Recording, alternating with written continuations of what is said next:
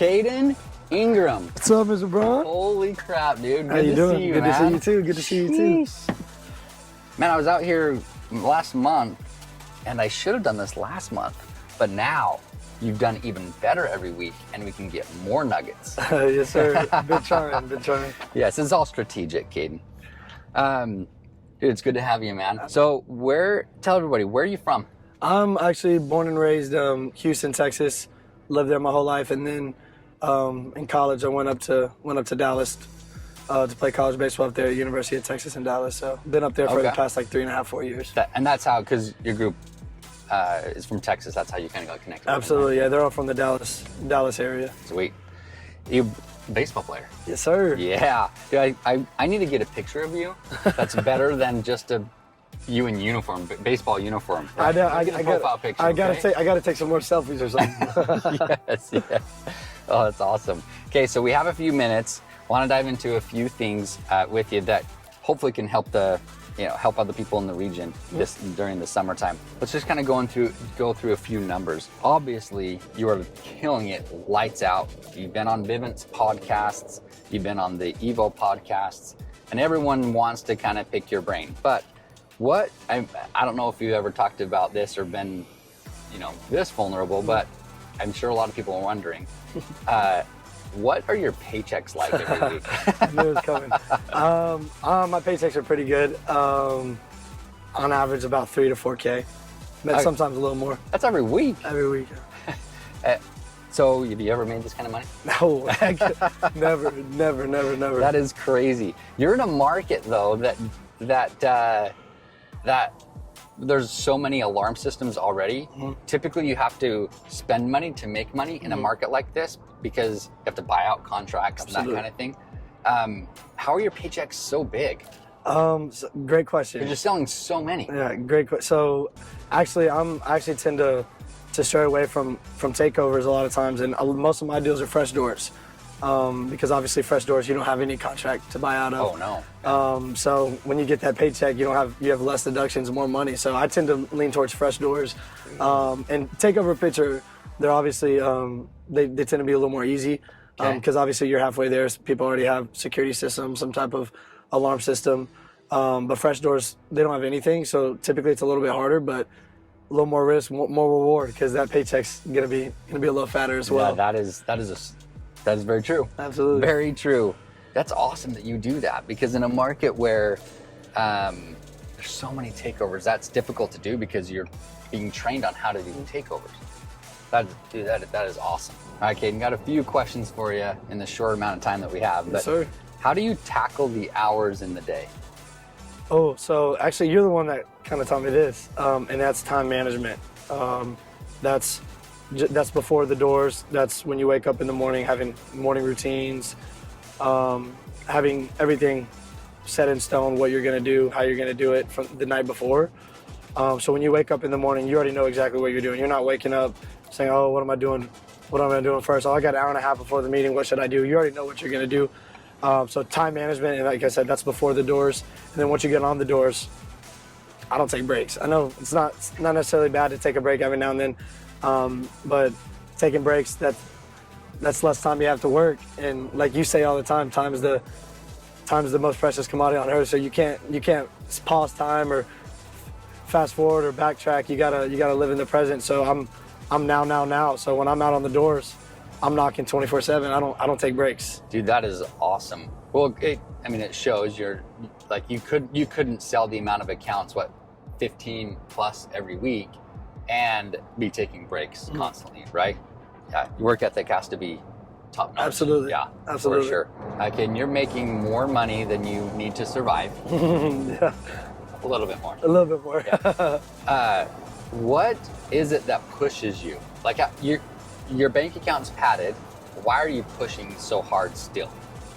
Honestly, I kind of found out a few weeks ago that there was like a max pay scale where you can max it out by hitting 300 accounts. And my thing is why leave any money on the table? And a couple people said that Wyatt said this last year in Vegas, which when I heard that, I was like, makes perfect sense. The pay scale is meant to be maxed out. So if you're not hitting that that max pay scale, then you're just leaving money on the table. And I don't want to leave any money on the table. I want all the money. So I'm basically just going, and I know that to hit those 300, which, like I said, I don't really have goals, but now I kind of do. I want to max out the pay scale. Well, you're at 124 right now, right? 124. Yeah, you can do it. Absolutely, and I'm gonna push until the end of the summer. If that's into extended, whatever. But I'm going. I don't want to leave any money on the table. Dude, that is a repeating theme. I just did a ride along with Nick Melson, and I can't remember the question I asked, but that came up, and it was the exact same. It's like, why leave money on the table? We can max it out. The pay scale is meant to be maxed out. Exactly. It's just that mind frame that you're having. Absolutely. And it's clearly making a difference. Absolutely. All right, Kaden, there's a lot of people in your shoes. We have a lot of rookies this year. A lot of people, it's their very first year. And many of them are struggling, right? They're going through the job, and it's a difficult, very hard job. What piece of advice could you give them that may either lift their spirits or help them really push to the next level? Oh, well, first things first. In this job, you're going to get told more no's than you get told yes, and that's just the bottom line fact of it. No, I mean, there might be like Billy Miller, maybe Wyatt, they might get told yes more than more no. yes than no. But for the majority of us, we're going to get told no a lot more. Yeah. And those no's, you can't get discouraged by them. Because you're the one that really highlighted on this when you did a training a couple weeks You're back. making me feel really good. No, I mean I get a lot of things from you, Brian. But yeah, don't get discouraged by the no's, because I mean you can take the emotional part out of this job by keeping up with your numbers.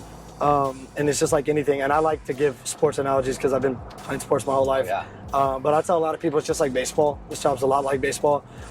Baseball is a game of failure. You fail more than you succeed. And baseball, in order to be considered great, you got to bat 300. And if you bat 300, that means you fail 70% of the time. So you're failing more than you succeed. But if you bat 300, you go to the Hall of Fame. So this job is very similar. You're going to get told no a lot more than you get told yes. But don't get discouraged by them, because the more no's that you get, that means that yes is coming.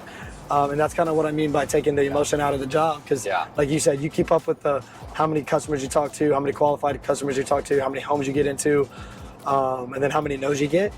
You keep up with those numbers, and then you get to create your own ratios.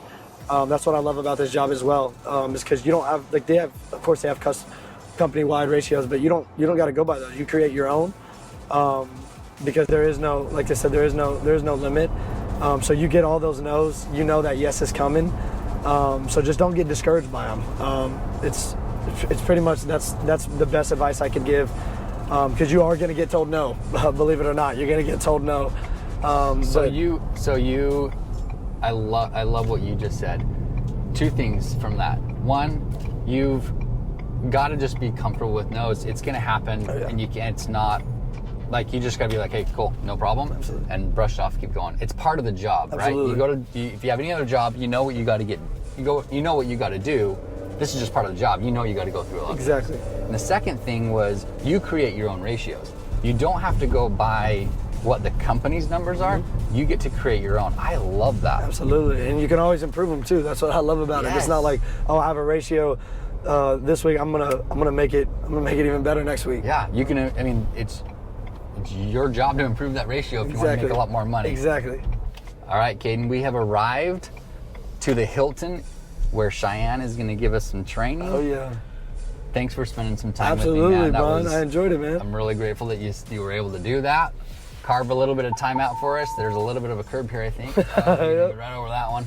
SUV. Oh yeah, probably hit some grass there too. Okay, man. Thanks. All right, no problem, Brian. Thanks for having me. Peace out.